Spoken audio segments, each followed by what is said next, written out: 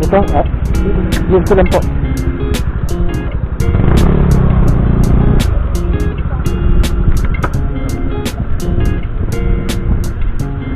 Wait lang po.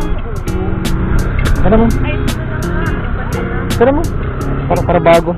Sabi niyo lang po yan. Para may extra kayo. Extra?